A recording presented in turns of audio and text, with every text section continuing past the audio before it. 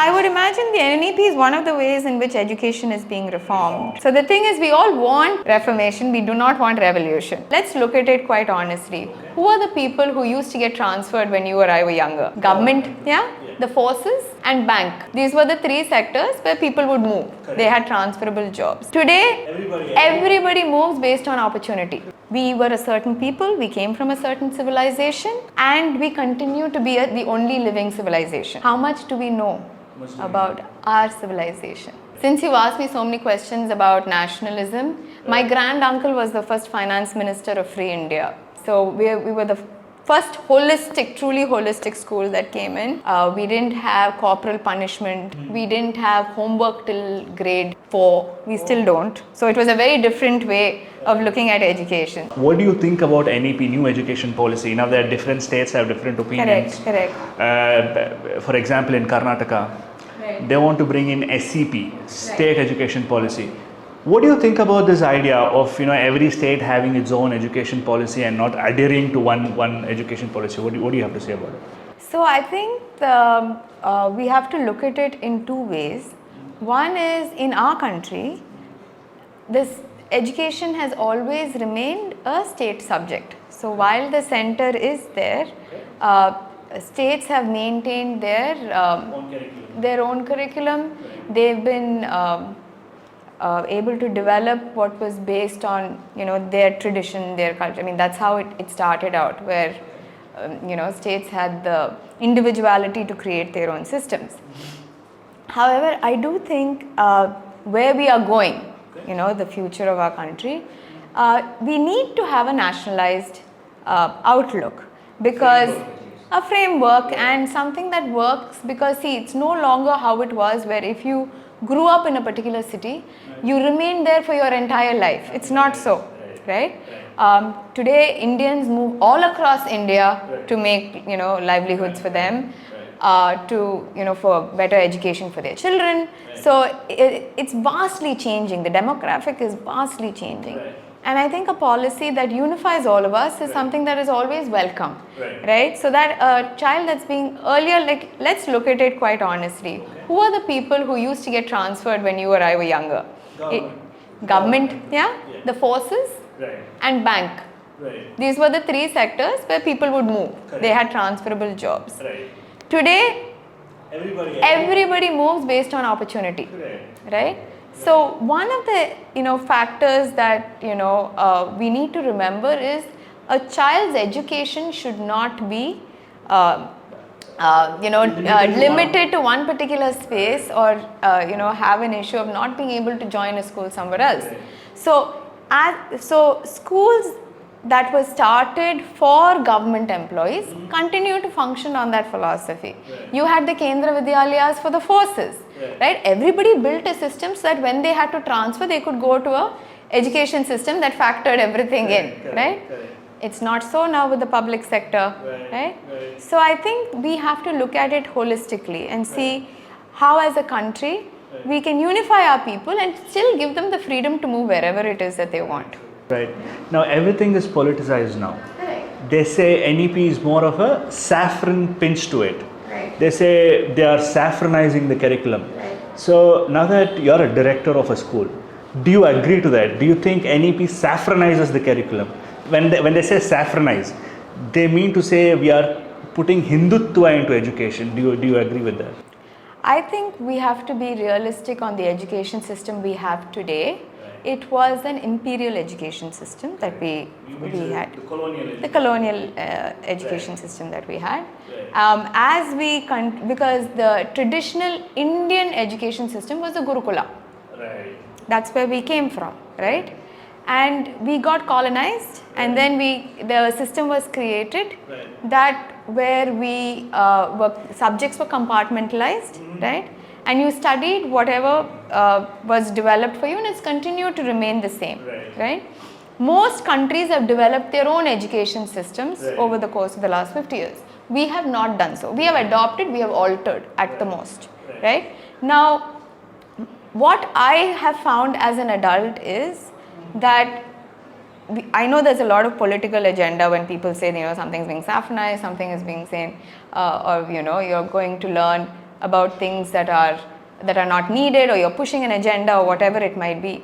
I think what we have to look at is the history of our country cannot be changed. Right. We were a certain people, we came from a certain civilization. Correct. And we continue to be the only living civilization. Right. Right?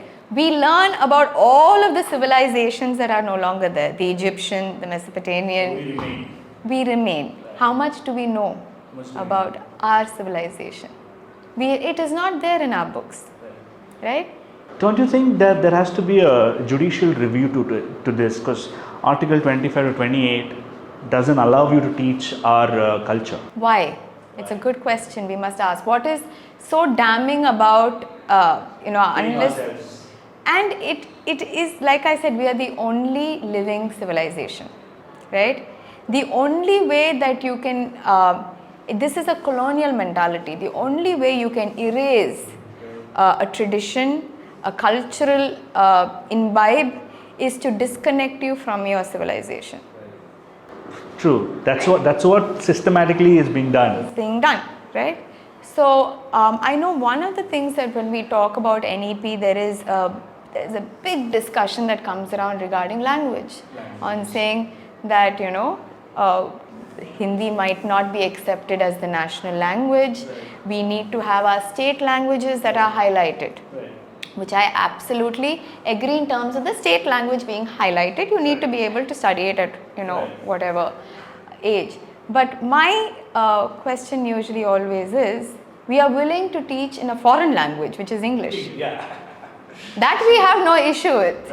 Right? That's the problem with every region that we go to. Yeah. Nobody seems to have a problem with teaching in English, which is not our mother tongue in any state. That is also a part of colonization. It is, because it has told you that language is better than your own. Yes. See, but we have to be sensible. We have to be able to meet the world at the world stage, for which you require, you need English, right? To be able to travel anywhere. So why can't equal weightage be given to Indian language and your state language? Right. See, it's easy for me to say this. It's more difficult to teach it, because let's say you're leaving grade 5 and coming from Karnataka, you're coming into Tamil Nadu. Are you going to take grade 6 Tamil? You would have studied Kannada, right? Till grade 5. How are you going to integrate? It'll be, I don't know, it'll be so tough to a kid. No, so this is where, in any system, this is where second language and third language plays its role. Right. It's easy for us to talk about it and say, yes, we should offer both. How is the integration going to happen? It'll be very tough, and it is and very the stress tough. that a kid goes through. And you will anyway have the language that you are teaching in, which is your, which might be your English, it might be whatever it might be. You will have a second language, which might be the national language, or it might be the state language. We still don't know. And then you have a third language, right? So the third language, if it's going to be the state, for example, when you move, it is going to change, right? Should we allow, for children who come in on transfers, should we give them an allowance saying that if you come in at a later date, or if you've not studied it right through, that you don't have to take it? We have to come up with a better system, is what I think. Instead of stressing kids, maybe we should come up with Instead of thinking of a one size fits all. Right. Very true. So, and how do you think, now that you also direct a school, how do you think the NEP can be implemented, with no leakages? Do you think the teachers will cope up with to the trainings that you guys give? How is it? So I think, see, the NEP, there's still a lot of alterations and things that are happening with the NEP. Okay. What I think is wonderful, let me go with the positive first. What I think is wonderful is that we are able to teach vocational subjects to our children, which I think is very important, and it's a rounded education that they will be getting. I think, like any system, what is created and when it comes into effect, we will only discover the difficulties as it comes into effect. Right? You start playing the game, what are the Yes. So we'll have to wait and see. I know some states have already adopted it, so they are a little bit ahead of the curve maybe. So we'll have to wait and see what is the feedback that is coming off of it. Right. Right, very nice. So I'm looking forward to it. I hope the entire nation has one education, so that, and this also helps them in competitive exams. Just in case if he has to take a competitive exam in Kolkata, the curriculum will be the same. And you also think that curriculum has to change. I mean, whatever we are teaching right now, India was plundered, India was ransacked, vandalized. Do you think that has to go? Absolutely. I think our history, Even though that is part of history. see, it is a part of history, but see, there is always what you choose to give importance to takes precedence on what you pay attention to. And we have to understand something, that an Indian needs to be proud that he or she is Indian, right? This is something that we teach through what we are teaching. True. Right? So if you are telling a child who is from the time that they are 4 years old until they are 14, that the only thing that this country has ever had to offer is that anybody who came in could take over. We gave up easily is what we have been taught, but that... And we are not fighters, and we are not fighters, we are not defenders. That is not the history alone. Right. There were times when we were overpowered. Right? We have lost. We were the first country to win a war through non-violence, win our independence through non-violence. What does that tell you about the Indian spirit to persevere? Very true. But then that's not being taught. Maybe that's what is lacking, and that is why that nationalistic feeling that, in kids are kind of low. There is very little nationalistic feeling. You should be extremely But proud. do you think the NEP will fix it? What do you think? I think it's a good way to start off it at least. Start it at least. Because for once, I think people are looking at India, the world is looking at India, and the world is proud of India. It's about time we as Indians started being proud of, where we've come from. Right, and do you think it's high time that we talk about reforms in education now? At least it's been 75 years. Now at least last 10 years we see something happening. And do you think it's high time that we bring reforms in education, or So do you think I would imagine the NEP is one of the ways in which education is being reformed. Right. So the thing is, we all want reformation, we do not want revolution. So we, the moment something new comes around, we get suspicious and, we find fault. So yes, I think it does need to be reformed. Right, by changing nothing changes like that. This is coming from a director, is very nice. Yeah, right. So, and can you also tell about your school? I mean, this is such a nice campus. We'll show the campus as well. So there's so much of greenery. There's like Bangalore in a campus, like so much greenery. Right, yes. Very less, concrete, and then more of a greenery. More of this. So one of the objectives is a little bit about our group. And a little bit about myself as well. Right. Since you asked me so many questions about nationalism, my grand uncle was the first finance minister of Free India, Dr. Shanmugam Chetty. Yes. Okay, I didn't know that. Yeah, so my grandfather's brother was the first finance minister of Free India. Right. And so we were a big part of, our family was a big part of the movement for freedom and liberation and reform. Right. And so that's a little bit about the family. But the group was started by my mother. The Vivekalya group was started by my mother. Okay. I think this is our 35th year in education. So we've been here for a while. And she started it because she wanted for there to be a change in the educational landscape at that time. Okay. So we were the first truly holistic school that came in. We didn't have corporal punishment. We didn't have homework till grade 4. We still don't. So it was a very different way of looking at education. So now today it's considered the norm. Right. But 35 years ago, you can imagine it was a very, very different landscape that we belonged to. Right. And so our campus here, this is our international school campus. So we offer the Cambridge curriculum here, which is the British curriculum. But we do have a state and a CBSE school. We also offer the NIOS curriculum, which is the Indira Gandhi National Open University's schooling wing. Oh, okay. Right. So they have a schooling wing as well. Right. So we offer that as well.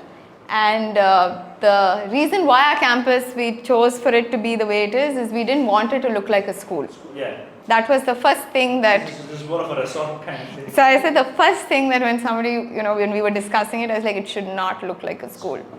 Right? And personally, I love plumeria trees, so which is why you see so many plumeria trees around. It's my favorite flower, so that's why we have so many of those. But the reason I think why we designed the campus the way it is, you'll also see there'll be a lot of art in our campus. Yeah, there's quite a bit of art. One of the reasons was, I think, that when children grow up around beauty and they grow up around what is natural, they just connect better. They have a general appreciation for their environment, you know. And I think a green school is a good school to be in, you know. It's good for your system. It's good, you know, and our children truly really do take wonderful care of our campus. Oh, it's the children who take care of it. No, as in it's continued to remain. So you would not imagine finding grass in a campus that has children growing well without them running through. But you see, they do take care of it. They respect it. So I think that's one of the things that we. Right. Very nice talking to you. Thank you for your time again. Namaste. Thank you so much. Thank you.